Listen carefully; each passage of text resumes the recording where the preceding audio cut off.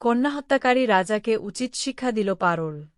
আমরা এমনটাই দেখতে পারব আজকের পর্বে। চলুন বিস্তারিত জেনে নেই। গল্পের শুরুতেই দেখা যায়, রাজা প্রতাপ পারুল আর রায়ানকে ঘরের মধ্যে বন্দি করে রাখলেও হঠাৎ বলে, আজ রাতে যদি পালানোর চেষ্টা করো তাহলে তার ফল কি হতে পারে সেটা তোমরাই বুঝতে পারবে। তোমাদের আর দরজার ভিতরে আটকে রাখা হবে না। এই কথা বলে সে ঘর ছেড়ে বেরিয়ে যায়। দরজা খোলা দেখে রায়ান প্রথমে বিশ্বাসই করতে পারে না, আর ভাবে এই সুযোগে যদি পালানো যায় তাহলে ভালো হয়। কিন্তু পারুল বুঝতে পারে, রাজা প্রতাপ এত সহজে তাদের ছাড়বে না, এর পেছনে নিশ্চয়ই কোনো ফাঁদ আছে। এরপর রায়ান একটু এগিয়ে গিয়ে হঠাৎ ভয়ঙ্কর গর্জন শুনতে পায়, আর সামনে তাকিয়ে দেখে একটি সিংহ খোলা জায়গায় ঘুরে বেড়াচ্ছে। এটা দেখে রায়ান আতঙ্কে পালাতে শুরু করে, আর সিংহটাও তার দিকে এগিয়ে আসতে থাকে। এই দৃশ্য দেখে পারুল দ্রুত রায়ানকে টেনে সরিয়ে নিয়ে যায় এবং কাছের একটি ঘরে ঢুকে দরজা বন্ধ করে দেয়, ফলে তারা সিংহের হাত থেকে বেঁচে যায়। এরপর সিংহ সেখান থেকে সরে যায়। রায়ান তখন চিন্তিত হয়ে বলে, তুই ঠিক আছিস তো? পারুলের হাত কেটে যাওয়ায় সে আরও কষ্ট পায় এবং বলে, আমার জন্যই তোর এই অবস্থা হয়েছে। কিন্তু পারুল তাকে থামিয়ে বলে, এসব ভাবিস না, আমি ঠিক আছি, বরং তুই কেন সবসময় আমার ব্যাপারে এত মাথা ঘামাস সেটা আমি বুঝি না। এরপর দুজনেই বুঝতে চেষ্টা করে কিভাবে এখান থেকে বের হওয়া যাবে। পারুল বুঝতে পারে, এই জায়গা থেকে পালানো মোটেও সহজ নয়, কারণ রাতে সিংহ ছেড়ে রাখা হয় আর দিনে কড়া নিরাপত্তা থাকে। তাই সে ঠান্ডা মাথায় পরিকল্পনা করতে শুরু করে, কিভাবে এই বিপদ থেকে বের হওয়া যায়।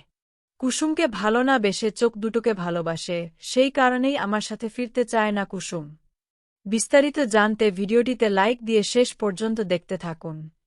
গল্পের শুরুতে দেখা যায়, কুসুম বলে, সবাই ভাবছে আমি কয়েকদিনের জন্য গ্রামে এসেছি, কিন্তু আমি তো জানি আমি এখানেই থাকতে চাই। ঠাম্মিকে যদি এখনই বলি তাহলে উনি অকারণে চিন্তা করবেন, তাই পরে বলবো। ঠাম্মি বলে, কুসুম, বাড়ি মেরামতের কাজ শেষ হতে অন্তত 10 দিন লাগবে, তারপর তুই তোর বাবা দেবী মায়ের কাছে ফিরে যেতে পারবি। কুসুম বলে, তার আগে তো মিস্ত্রি লাগবে, সময়ও লাগবে।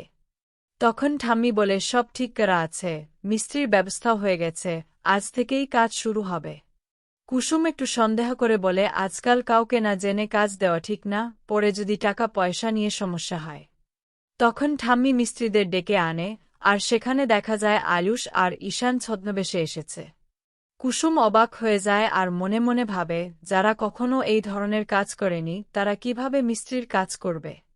সে ঠাম্মিকে বলে এদের অন্য কোনো মতলব আছে, কিন্তু ঠাম্মি তা মানতে চায় না। এরপর কাজ শুরু হয়, আর আয়ুষ সুযোগ পেয়ে কুসুমের কাছে ক্ষমা চায়। সে বলে সে ভুল করেছে, কিন্তু কুসুম তাকে সহজে ক্ষমা করতে চায় না। আয়ুষ তাকে বোঝানোর চেষ্টা করে যে সে কুসুমকে ছাড়া থাকতে পারে না, কিন্তু কুসুম স্পষ্ট জানিয়ে দেয় এই সম্পর্ক শুধু মালিক আর কাজের লোকের, এর বেশি কিছু না। অন্যদিকে বাড়িতে সমস্যা শুরু হয়, কারণ কোম্পানির ফেস ক্রিম ব্যবহার করে অনেক মেয়ের মুখের হ্যাশ বেরিয়ে যায়। কুসুমও খবর পেয়ে অবাক হয়ে যায় এবং দেবীমাকে জানায়। ইন্দ্রাণী গাঙ্গুলি বিষয়টা খুব সিরিয়াসলি নেয় এবং বুঝতে পারে এটা কোনো ষড়যন্ত্র। পরে জানা যায় দেবলীনা টাকার লোভ আর ভয় দেখিয়ে অসিতবাবুকে দিয়ে এই কাজ করিয়েছে। এদিকে পরিস্থিতি খারাপ হতে থাকলে ইন্দ্রাণী কুসুমকে ডাকে, আর কুসুমও সব ছেড়ে দ্রুত ফিরে যাওয়ার সিদ্ধান্ত নেয়। অন্যদিকে আয়ুষ এখনও কুসুমকে ভুলতে পারছে না, সে বারবার নিজের ভুল বুঝতে পারছে এবং তাকে ফিরে পাওয়ার চেষ্টা চালিয়ে যাচ্ছে।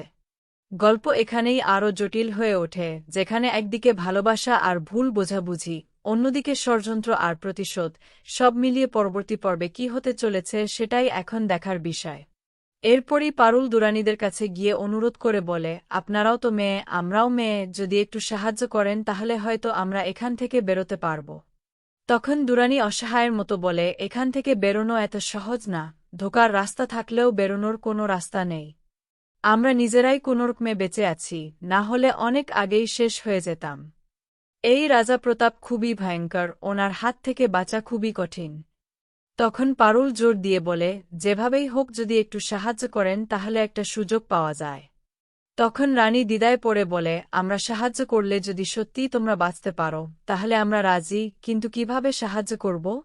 এখানে সবসময় কড়া পাহারা, আমাদের কথা কেউ শোনে না। তখন বাবুল হতাশ হয়ে বলে, তাহলে তো আর কোনো উপায় নেই। রানী নিরাশ হয়ে বলে, একটাই উপায় আছে, কপাল মেনে নিয়ে বিয়ে করে নাও, এর বাইরে কিছু করার নেই। আমরা মেয়েরা শুধু কাঁদব আর ওরা আনন্দ করবে। এই কথা শুনে পারুলের মাথায় হঠাৎ একটা বুদ্ধি আসে। সে বলে, একটু আগে বাইরে একটা গাছ দেখেছিলাম যার পাতার রস খেলে কয়েক ঘন্টা ঘুমিয়ে পড়া যায়। আমি সায়েন্সের স্টুডেন্ট, তাই কিছুটা ধারণা আছে। যদিও এটা পুরোপুরি নিশ্চিত না, কিন্তু চেষ্টা করা যেতে পারে। তখন সবাই অবাক হয়ে যায়। রানী জিজ্ঞেস করে, এটা কি সত্যিই কাজ করবে? পারুল বলে, নিশ্চিত না, কিন্তু চেষ্টা না করলে উপায় নেই। তখন পাগল বলে, প্ল্যানটা সহজ, ওই রসটা ওদের খাওয়াতে হবে। যদি ওরা ঘুমিয়ে পড়ে তাহলে সুযোগ পেয়ে আমরা পালাতে পারব। অবশেষে রানীরা রাজি হয়ে যায় সাহায্য করতে। তারা বলে, ঠিক আছে, তুমি যখন বলছো আমরা চেষ্টা করব, তবে কতটা সফল হব জানি না। পারুল তখন দ্বিভাবে বলে, আমি এখান থেকে বেরোতেই চাই, এখানে আর এক মুহূর্ত থাকতে চাই না। এই মানুষগুলো ভালো না, আর রাজা প্রতাপের ব্যবহার একদমই সহ্য হচ্ছে না। অন্যদিকে রায়ান বুঝতে পারে পারুল খুব বড় একটা ঝুঁকি নিতে চলেছে। যদি প্ল্যানটা সফল হয় তাহলে সবাই বাঁচবে, আর যদি ব্যর্থ হয় তাহলে আজই রাজা প্রতাপ পারুল আর টুগরকে বিয়ে করে নেবে। আর এই ভয়ঙ্কর অনিশ্চয়তার মধ্যেই রাজা প্রতাপের মহলে নতুন করে উত্তেজনা তৈরি হতে থাকে।